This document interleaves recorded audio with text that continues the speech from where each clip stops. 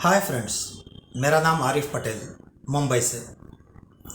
ये वीडियो आपके सामने लाने का मकसद कि अगर आपके ख्वाब है, अरमान है, तमन्ना है, लेकिन उसी के साथ साथ अगर जिद है, पेशेंस है, तो एक्टिंग फील्ड में एक अच्छा मकाम आप हासिल कर सकते हो। मेरी नज़र में एक्टर के एक राइटर की कल्पना को, डायरेक्टर की सोच को अपनी प्रतिभा के जरिए जो स्क्रीन पर लाए वो एक्टर। ये वीडियो 5 या 6 पार्ट में है, लेकिन आपके लिए ये एक ही वीडियो होगा। हो सकता है कि एक पार्ट से दूसरे पार्ट के बीच में 3 या 4 सेकंड का गैप हो, तो आप रुकिएगा। आज अगर हम देखें तो एक्टिंग फील्ड में जब से ये ऑनलाइन ऑडिशंस और एप्लीकेशंस आ गए हैं, एक बहुत अच्छा बेनिफिट है हम लोगों के लिए कि हम घर से भी अपना ऑडिशंस बनाकर भेज सकते हैं। तो चलिए देखते हैं कि इस फील्ड में अगर आप एक फ्रेशर, एक न्यू कमर के जरिए आना चाह रहे हैं, तो सबसे पहले ज़रूरी है अपना इंट्रो प्रोफाइल, आपका खुद का इंट्रोडक्शन, परिचय। ये इंट्रोडक्शन आपको 2 टाइप के बनाने होंगे। एक में आपका मोबाइल नंबर रहेगा और एक आपका विदाउट मोबाइल नंबर, क्योंकि कुछ casting coordinator without mobile number आपका इंट्रो प्रोफाइल मांगते हैं। इंट्रो प्रोफाइल में आपको अपना नाम, अपना सिटी, अपनी एज, अपनी हाइट ये तो देनी है। इसके साथ साथ अगर आपकी कोई और लैंग्वेजेस हैं वो दे दीजिए, या फिर आपका सिंगिंग है, स्विमिंग है, इस तरह से कोई स्किल हो तो वो दे दीजिए। ये सब देने के बाद आपको अपना एक प्रोफाइल देना होगा जिसमें आपका राइट लुक और लेफ्ट लुक रहेगा, जो इस तरह से होगा।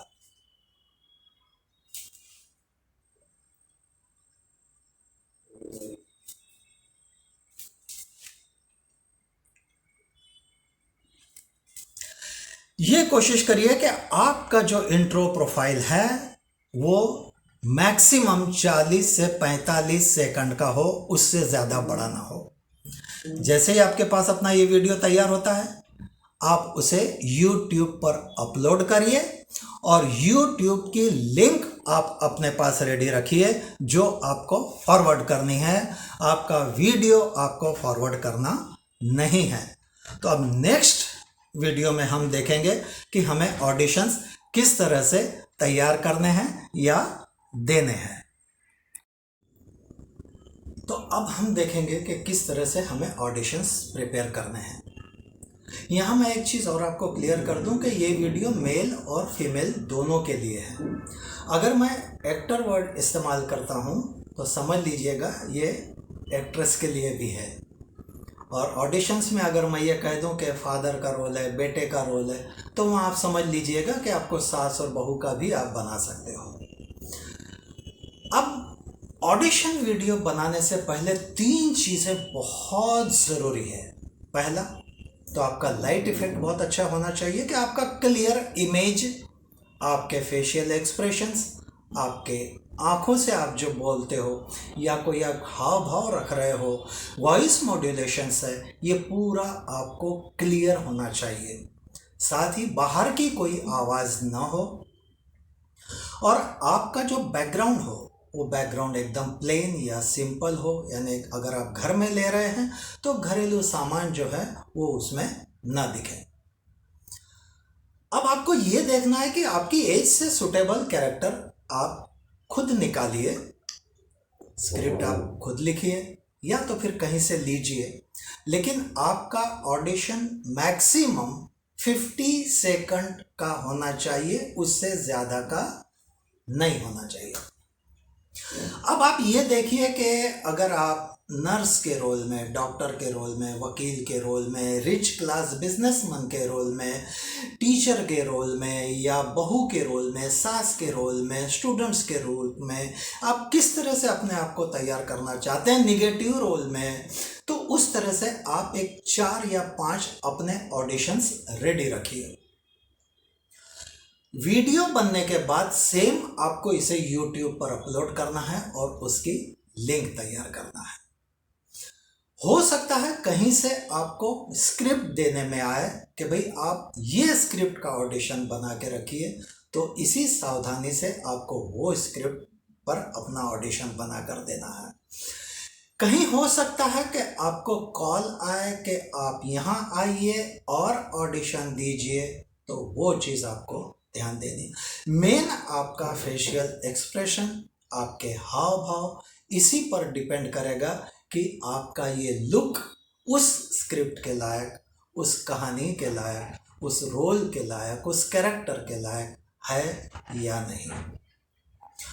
ऑडिशंस आप जब बना के रखते हो तो ये देखिए कि टाइम टू टाइम उसमें ऐड करते जाइए। मान लीजिए अगर शुरुआत में आपने 2-3 बनाए हैं तो आप देखिए कि और कौन से रोल में मैं आ सकती हूँ या आ सकता हूँ, तो उसके हिसाब से भी आप अपना अपडेट, आपको हर बार अपना अपडेशन करते रहना होगा।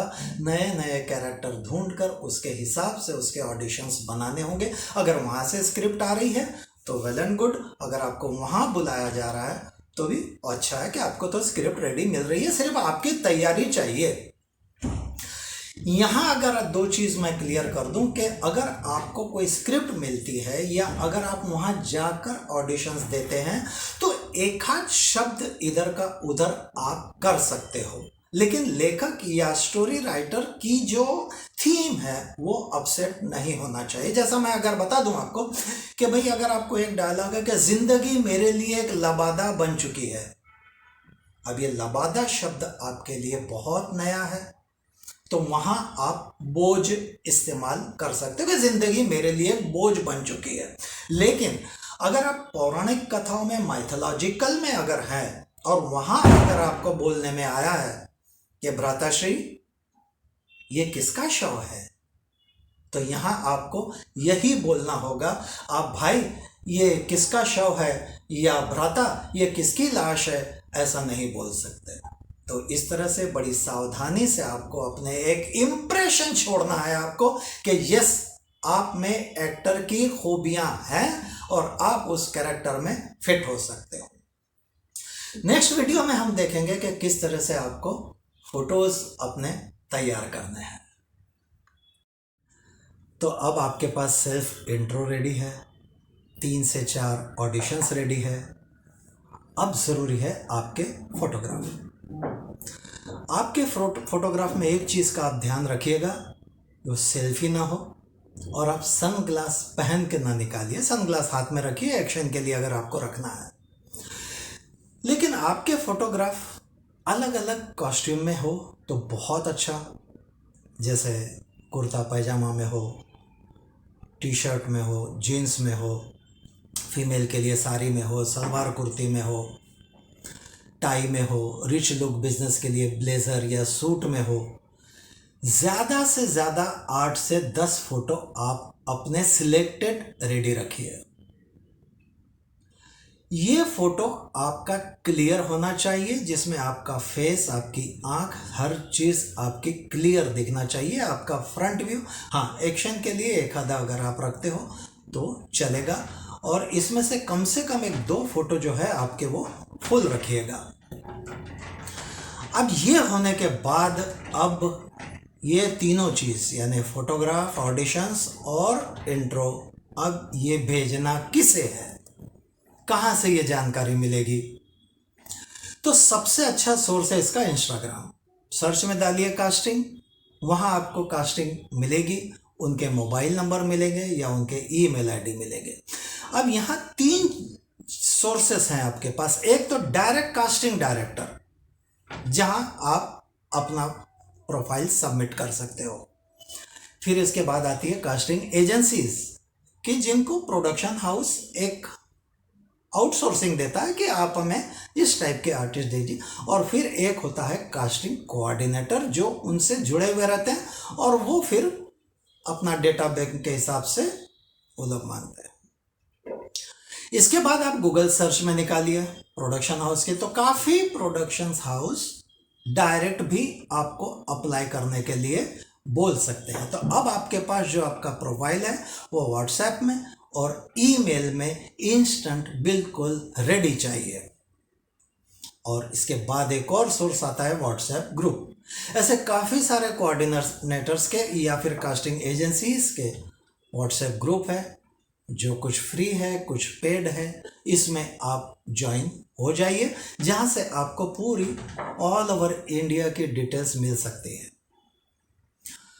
अब आपके पास रिक्वायरमेंट आ गई, एक एग्जांपल कि आपको व्हाट्सएप से रिक्वायरमेंट मिल गई, उसको 3 बार ध्यान से पढ़िए कि वो किस रोल के लिए है, किस एज के लिए है, कौन से सिटी के लिए है, किस डेट के लिए है, कौन से कैरेक्टर के लिए है। अगर यहां आप 100% खरे उतर रहे हो, यानी उनके पैमाने में आप अगर फिट हो रहे हो, तो ही वहां भेजिए, वरना ना भेजिए।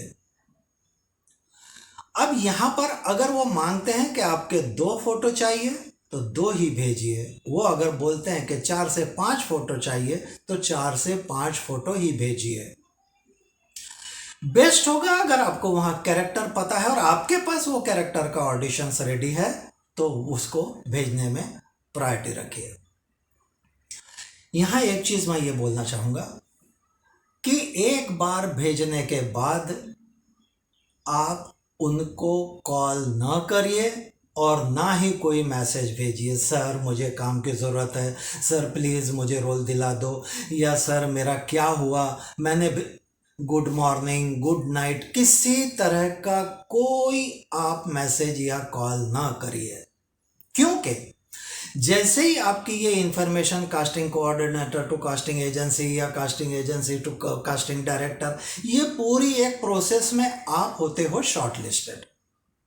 कास्टिंग कोऑर्डिनेटर और कास्टिंग एजेंसीज आपको काम नहीं देती, वो फाइनल जो है कास्टिंग डायरेक्टर, वहां पे आप शॉर्टलिस्टेड होते हो। शॉर्टलिस्ट होने के बाद अगर वो देखते हैं कि नंबर 1 और कहीं बिजी है उस डेट में, नंबर 2 या नंबर 3, तो आप उस हिसाब से अपना ये काम निकाल सकते हो।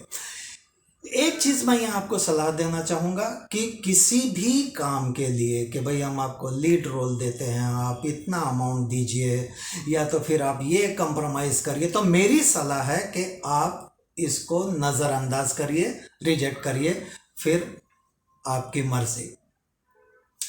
यहाँ पर एक बार अप्लाई करने के बाद आप अप्लाई करना कंटिन्यू रखिए। अगर आपको लगता है कि इस कैरेक्टर के हिसाब से मैं फिट हूँ, बिंदास अप्लाई करते रहिए। नेक्स्ट चीज़ में मैं आपको बताऊंगा कि कुछ जनरल पॉइंट्स हैं कि जिसको देखना या समझना आपके लिए बहुत ज़रूरी है। तो दोस्तों, अब वो दिन आ गया जिसका आपको बेसब्री से इंतज़ार था, यानी अब आप शॉर्ट लिस्टेड हो गए और डायरेक्ट प्रोडक्शन हाउस से आपको कॉल आता है कि आपको लॉक किया जाता है। यहाँ पर आपको 2 चीज़ बताने में आएगी कि आपका कॉल टाइम क्या होगा। मेरी सलाह है कि जो कॉल टाइम आपको दिया है उस कॉल टाइम पर आप बिल्कुल पहुंचिए, उससे 10-15 मिनट पहले पहुंचिए। घर से जब आप निकलते हो तो ये देख लीजिए कि आपका ट्रैवलिंग टाइम कितना है, आपका ट्रैफिक कितना रहेगा, या फिर आपको एड्रेस ढूंढने में कितना वक्त लग सकता है। ये सारा कैलकुलेशन करके फिर उस हिसाब से आप घर पहुंचिए, आप लेट ना पहुंचिए। हो सकता है कि कॉल टाइम अगर दिया है लेकिन उसके 4-5 घंटे तक आप कैमरा फेस नहीं कर रहे हो, चलेगा, इत्मीनान रखिए, वहाँ आपके लिए रूम रहेगा, नाश्ता आ सकता है, खाना आ सकता है, स्नैक्स आ सकता है, सब कुछ हो सकता है। बिल्कुल फ्रेश रहिएगा और कोशिश करिए कि आप वहाँ पर कैरेक्टर में रहने की रहें। इसके बाद आपको कॉस्ट्यूम, जैसे ही आपको कॉल आता है कि आप लॉक हो, उसके बाद एक नेक्स्ट कॉल आपको आ सकता है कॉस्ट्यूम के लिए। मैं यहाँ फिर से सजेस्ट करूँगा कि 1 या 2 जोड़ी या कुछ अपना भी अपने साथ रखिए, या फिर अपना मेजरमेंट अपने साथ रखिए, क्योंकि कास्टिंग डिपार्टमेंट आपको आपका ये सब पूछेगा। और अगर आपके पास अपना है तो वहाँ जाके बताइए कि भाई मेरे पास ये कॉस्ट्यूम है, अगर वो सूट होता है तो फिर अपना पहनिए जो एकदम फिटिंग वाला होगा, वहाँ आपको थोड़े से एडजस्टमेंट करने होंगे। अब ये लॉक होने के बाद फाइनली आप पहुंच रहे हो शूट लोकेशन पर। शूट लोकेशन पर आप अपना पैन कार्ड और अपनी बैंक डिटेल्स ले जाना ना भूलिएगा। आजकल आईडी प्रूफ तो रहता ही है, और आईडी प्रूफ भी रखिएगा, क्योंकि या तो पहले या बाद में आपको अपना पैन कार्ड और बैंक डिटेल्स देनी है, जहां आपको अपना जो है मेहनत वो आपको मिलेगी। यहाँ पर एक चीज़ है कि जो आपको कट का जो बताने में आया था कि इतना बजट होगा, उस बजट को, ये बजट की जानकारी आपको आपके जो रिक्वायरमेंट आई थी वहाँ देने में आती है। अगर आपको सूट है तो आप उस बजट पर जाइए, और अब फाइनली आप कैमरे के सामने हो, अपना बेस्ट दीजिए बस। हाँ, आपका फर्स्ट टाइम है और आपको वहाँ पर जो 20-25 लोग हैं, और फिर फोटोग्राफ कैमरामैन है, और फिर वो डायरेक्टर है, एक स्क्रिप्ट लेके है, वहाँ अगर आपको ऐसा नर्वसनेस फील होता है तो बस एक लंबी सांस लीजिए, धीरे धीरे छोड़िए और अपने आप को रिलैक्स करने की कोशिश कीजिए, अपना बेस्ट दीजिए, और फाइनली होता है पैकअप। पैकअप में आप वहाँ इनवॉइस भरना ना भूलिएगा, जिसमें आपको पैन कार्ड और बैंक डिटेल्स डालनी है। शायद कास्टिंग एजेंसी या कास्टिंग कोऑर्डिनेटर आपको ये बोल सकते हैं कि आप लोकेशन का फोटो भेजिए, तो आप जैसे ही कॉस्ट्यूम में रेडी होते हो, मेकअप हो जाता है, वहाँ पर आप अपना एक स्नैप लीजिए, और आप सोशल मीडिया के लिए पब्लिसिटी अगर आपको करनी है और करनी चाहिए तो आप वहाँ 2-3 फोटो और लीजिए। और एक कास्टिंग एजेंसी आपको बहुत बार एक्सपीरियंस शेयर करने के लिए बोलती है, तो वो भी आपका एक 20-25 सेकंड का वीडियो वहाँ पर आप लीजिए, और इस तरह से आपका पैकअप हुआ और अब आप घर के लिए रवाना हो रहे हो। इसके बाद मैं आपके साथ में और कुछ शेयर करूँगा जो मेरे पर्सनल एक्सपीरियंस है। अब मैं अपना एक्सपीरियंस शेयर करना चाहता हूँ और मेरे जो तजुर्बे हैं वो आपके सामने रखना चाहता हूँ। पहले तो ऐसा था कि एक टेलीविज़न की दुनिया या फिल्म की दुनिया ही हमारे लिए थी, लेकिन जब से ये वेब, इंटरनेट, स्मार्टफोन आ गए हैं, तब से तो ये फील्ड बहुत बड़ा हो गया है। काफ़ी हम लोगों के लिए अब चांसेस हैं कि हम यहाँ पर अब अपना एक मकाम हासिल कर सकते हैं।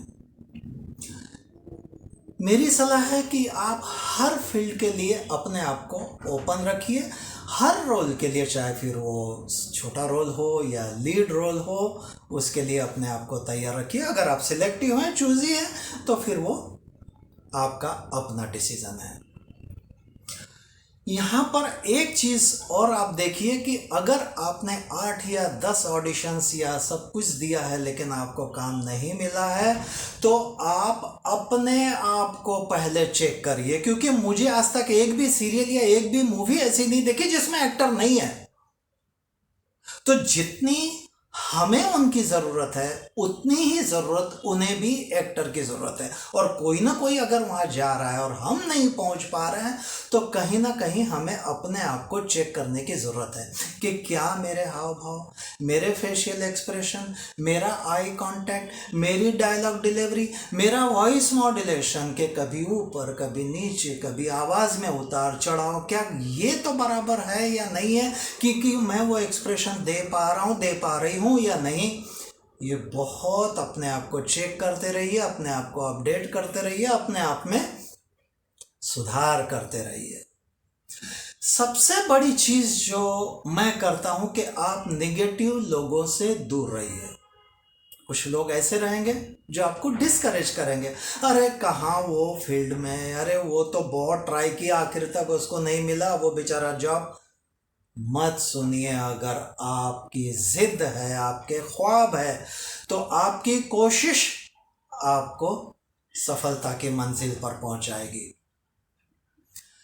गणेशोत्सव, गणपति बापा का आगमन, मैं विघ्नहर्ता से प्रार्थना करता हूं कि आपकी तमाम बाधाएं दूर हों। मैं परवरदिगार से दुआ करता हूं कि आपकी ज़िंदगी सुकून और रौनक से भरी रहे, तनाव फ्री रहे, और आप अपने मंजिल पर कामयाब हो, क्योंकि आप ही है जो आपकी मंजिल तक आपको कामयाबी के दौर पर ले जा सकते हैं। बहुत बहुत धन्यवाद। मुझे उम्मीद है ये वीडियो आपको पसंद आया होगा। अगर आपको ठीक लगे और आपको ऐसा लगे कि ये किसी के काम आ सकता है तो ज़रूर फॉरवर्ड करिएगा। Thank you, thanks a lot once again.